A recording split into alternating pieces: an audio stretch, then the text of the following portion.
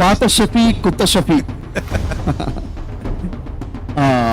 బహుశా మీలో చాలా మందికి తెలిసి ఉండొచ్చు, నేను దాదాపుగా ఒక 10 సంవత్సరాల పాటు ఖురాన్ మరియు బైబిల్లో ఉన్న సమాంతర విషయాల గురించి మాట్లాడుతూ కొన్ని వందల ప్రసంగాలు చేస్తున్నాను, కొన్ని డిబేట్స్ కూడా చేస్తున్నాను, క్వశ్చన్ ఆన్సర్స్కి ఆన్సర్స్ ఇచ్చే ప్రయత్నం చేస్తున్నాను.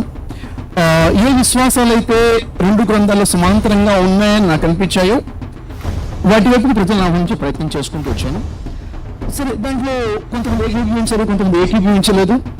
ఆ తర్వాత నాకు అనిపించిన విషయం ఏంటంటే, ఇది కాదు అసలు విషయము.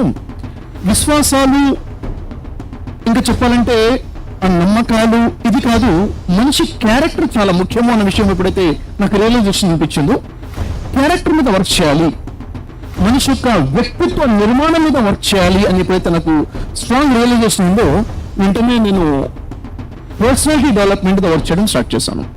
ముఖ్యంగా యూత్ ని ఫోకస్ చేసుకుంటూ స్కూల్స్లలో, కాలేజెస్లలో, నాకు తెలిసి మీరందరూ చూస్తుంటారు, అనేక లక్షల మంది హృదయాలను టచ్ చేసే ఒక అవకాశం ఆ భగవంతుడు, ఆ సర్వేశ్వరుడు, ఆ ప్రభువులకు ప్రభు ఆయన దైవం కల్పించడం జరిగింది. సో ఎప్పుడైతే ప్రజలకు దగ్గరయ్యి ప్రజలను చుట్టూ మొదలుపెట్టామో, గ్రంథాలను ఇంకా చదవడం మొదలుపెట్టామో, ఖురాన్ గ్రంథమైన, బైబిల్ గ్రంథమైన, ఇక వేద శాస్త్రాలైన భగవద్గీత, ఈ గ్రంథాలను ఎప్పుడైతే చదివామో అసలు ఎక్కడో పొరపాటు జరిగింది అన్న విషయం రియలైజేషన్ అయింది.